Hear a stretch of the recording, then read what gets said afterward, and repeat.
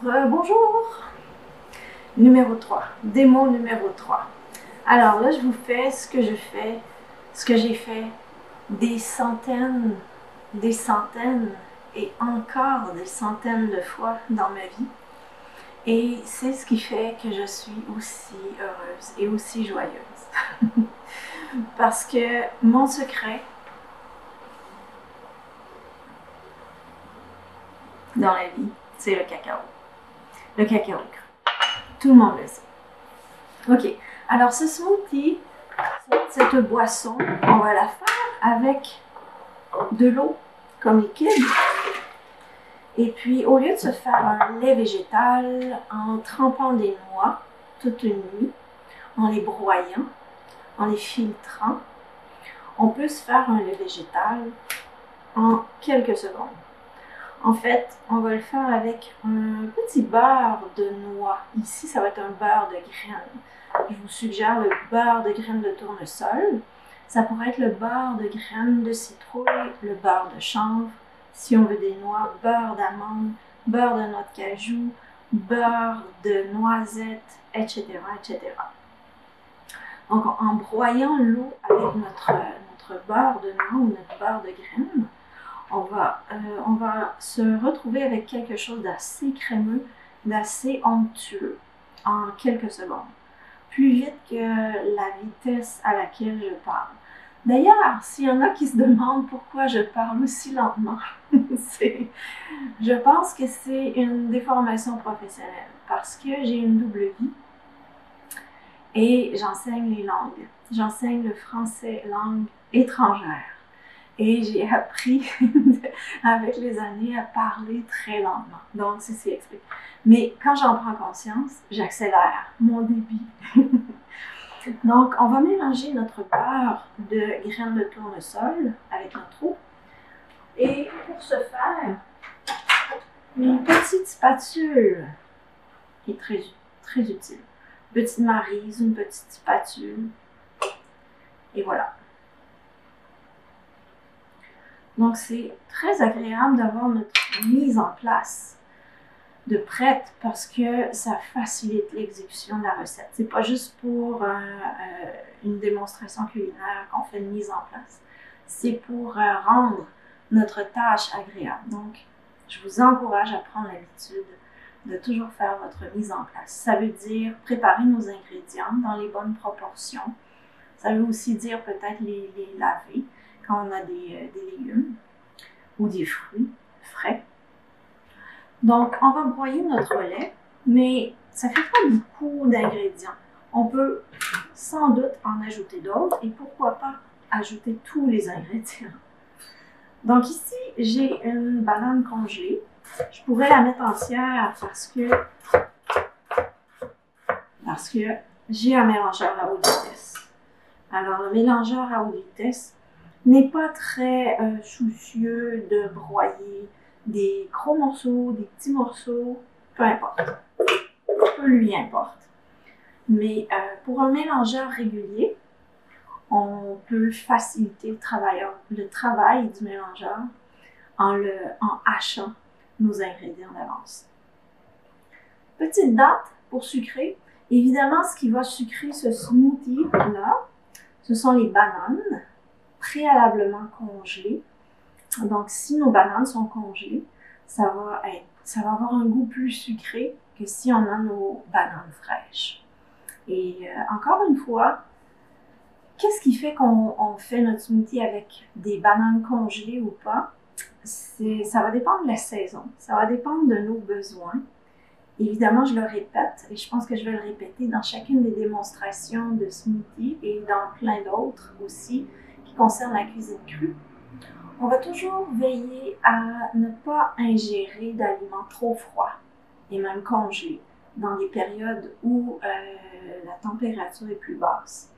Donc, en hiver, à l'automne, souvent les gens vont dire « je peux plus manger cru parce que ça me refroidit trop ». Bien, ça, c'est un élément à surveiller. Donc, toujours s'assurer que nos aliments ne sont pas trop froids. Par contre, si on est en plein été, si on est ça dépend aussi de l'endroit où on est sur la planète, on peut se faire des boissons très très froides avec des légumes congelés.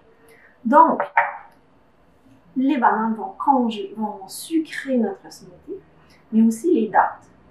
Donc, ici, on a deux petites cuillerées à soupe de pâte de dattes. J'aime bien la pâte de dattes parce que c'est économique, c'est pratique. Et sinon, on peut prendre des dattes entières, donc les Medjool, les Kadrawi, les Honey Dates, toutes ces dattes qui sont onctueuses, qui sont vraiment savoureuses et sucrées. Sucrées sans sucre artificiellement ajouté. Donc, on ajoute ces dattes. On aurait tendance à broyer ça à ce stade-ci. Mais évidemment, on peut ajouter tous les ingrédients et les broyer en même temps. La raison pour laquelle je fais ça, je vous entends vous poser la question. Parce que ce sont les ingrédients les plus durs à broyer, mis à part peut-être les fèves de cacao. Mais moi, je les garde à la fin, les fèves de cacao, parce que j'aime ça goûter, j'aime ça avoir un petit... la texture croquante et craquante des petites fèves de cacao qu'on casse. Mais ça, c'est personnel. Donc, vous pourriez tout à fait tout mettre dans le smoothie, dans le mélangeur.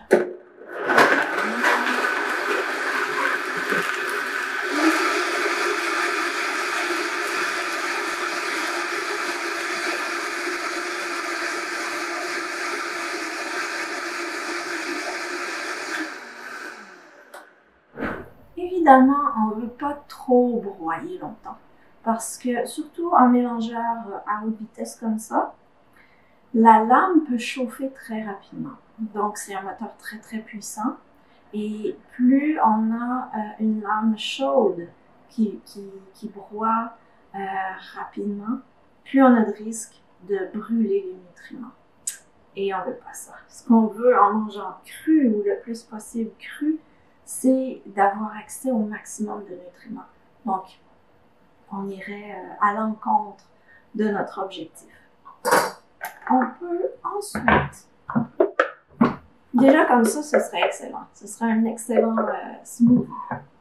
Mais pourquoi pas plus? Pourquoi pas mieux? Donc, poudre de cacao et fèves de cacao. Pourquoi les fèves aussi? C'est pas nécessaire. Mais pourquoi pas plus de plaisir? Et de plaisir gustatif. Je vais ajouter aussi 2 petits éléments ici qui sont facultatifs, mais oh, combien nutritifs. Donc, la partie verte, la petite poudre verte, ce sont des feuilles de moringa qui sont moulues. Les feuilles de moringa sont, mon Dieu, elles ont tellement plus de vitamine C, tellement plus de calcium, tellement plus de vitamines de toutes les sortes. Mais elles sont tellement nutritives que ça vaut vraiment la peine d'en ajouter. Elles ont beaucoup de fer aussi. Donc, moi, je recherche le fer parce que je suis souvent en train de faire des choses. La poudre de maca aussi. Donc, la maca qui est une racine très, très stimulante qui donne beaucoup d'énergie. Donc, je les ajoute. Par contre, le maca, j'en ajoute pas beaucoup parce que ça a un goût assez fort, assez prononcé. Mais régulièrement dans un smoothie, j'en ajoute. Puis, ça fait en sorte que je peux accomplir plein de choses. Donc, je vais broyer tout ça.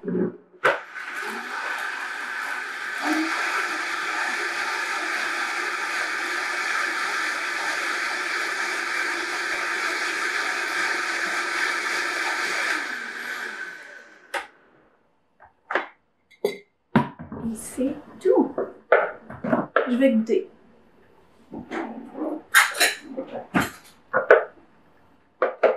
Très important de goûter. Donc, il est assez liquide. Donc, ça, si on veut se faire un smoothie un peu d'avance, par exemple, on le fait même la veille ou on le fait le matin avant de partir pour une quelconque activité. C'est une bonne idée de se faire un smoothie qui n'est pas trop épais parce qu'à la longue, pendant la journée, il va continuer d'épaissir Et ça peut nous faire des surprises à la fin de la journée, ou rendu au midi ou à l'après-midi. Donc, c'est une bonne idée qu'il ne soit pas trop épais.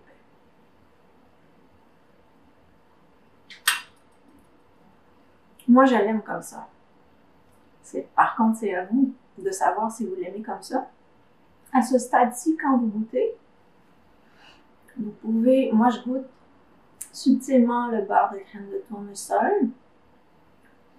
Je goûte aussi, en passant, si vous n'avez pas de beurre de noix, de beurre de crème, vous pouvez utiliser un beurre de légumineuse très connu, beurre d'arachide, qui n'est évidemment pas cru, mais c'est tout à fait permis. Tout est permis dans ma cuisine, alors probablement que tout est permis dans la vôtre, peut-être pas. Ça dépend de ce que vous vous permettez. Oui, alors moi, ça me convient comme ça. Pour ce qui est des bananes, quelque chose que je voulais vous dire. Donc, les bananes. Si on veut se congeler des bananes, parce que qui n'a jamais eu de bananes trop mûres dans sa cuisine? Levez la main. Alors, les bananes mûrissent. On dirait que c'est par définition. Une banane, ça mûrit. Mais tout ce qui est vivant, en fait, mûrit. Même moi. Alors, je vais peler la banane. Je vais retirer sa jolie robe que je vais envoyer au compost. Et oui, je sais qu'il y en a qui ne mettent pas leur plure de banane au compost. Moi, je le fais. Tout est permis dans ma cuisine. Je vais même en ajouter une deuxième. Alors, elle est bien mûre aussi. Donc, je vais juste délicatement et joliment déposer mes bananes mûres dans une assiette, comme ça. Je vais les mettre au congélateur pendant environ 2 heures, ou moins, ou plus. Et ensuite, je vais les glisser individuellement, une à la fois, dans un contenant hermétique. Ça pourrait être un contenant de verre couvert d'un couvercle. Et ensuite, lorsqu'elles sont congelées, lorsqu'elles sont gelées individuellement, c'est beaucoup plus facile de les prendre soit dans un sac ou un contenant hermétique. J'évite les sacs, évidemment, tout ce qui subit un changement de température, donc soit au froid, soit à la chaleur. J'évite de mettre les aliments dans des sacs parce que la plupart des sacs contiennent des éléments, des composants, des BPA ou d'autres qui vont au contact lors d'un changement de température, vont aller s'infiltrer dans la nourriture et ça, c'est pas une bonne idée. Ça perturbe nos hormones, notre système endocrinien et on veut pas ça. On veut tout notre système intact. Donc, tout ça pour dire qu'on peut congeler nos bananes et les conserver, ensuite en prendre une à la fois. On pourrait même les hacher au préalable aussi avant de les congeler. Alors, c'est ce que je voulais vous dire, mais on ne s'arrête pas là. On goûte. Je vais goûter pour vous. J'espère que vous avez fait la recette en même temps. Ça, j'aime ça quand vous faites ça. Parce qu'à défaut de vous faire goûter ce que moi je prépare, vous pouvez au moins goûter ce que vous préparez. Et dès que vous avez des questions, vous les notez. Vous les ajoutez sur le forum de discussion, la section questions et commentaires. Et s'il y a d'autres personnes qui suivent le cours en même temps que vous pouvez échanger. Et puis moi, je vais réagir. Je réagis toujours. Je réagis assez bien d'habitude. Mais tant goûter.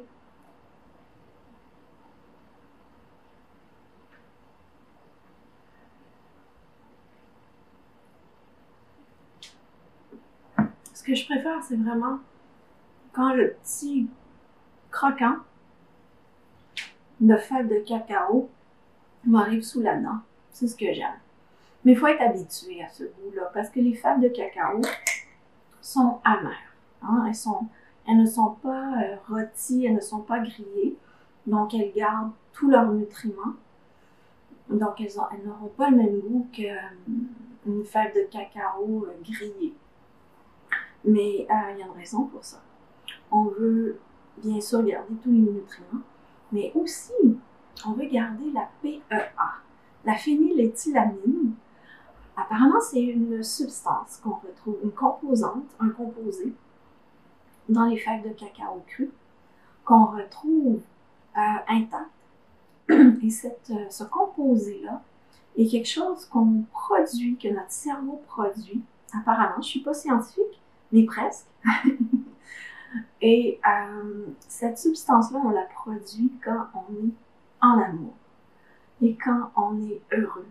Alors, je suis sûre qu'il y a des amoureux qui me regardent en ce moment, ou des gens heureux, et ou les deux. Donc, hommage à la PEA en vous, et pourquoi pas en ajouter via ce petit smoothie chocolaté. Je vais y goûter, je suis pas sûre.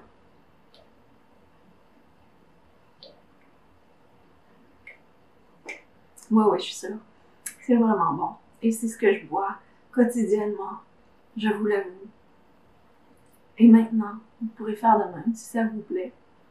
Encore une fois, les petites poudres que je vous ai suggérées à la fin de la recette. Rien n'est obligatoire dans mes recettes. C'est sûr que un smoothie à la banane sans banane, ça c'est un petit peu délicat. Ou un smoothie au chocolat sans chocolat. Par contre, on peut recréer des saveurs chocolatées avec autre chose que de la poudre de cacao ou des fèves de cacao. On peut prendre mon cours sur la fabrication du chocolat, d'ailleurs à ce sujet. Mais bref, ce que je veux vous dire, c'est que c'est tout à fait possible de modifier les recettes et c'est souhaitable. C'est non seulement possible, mais c'est souhaitable.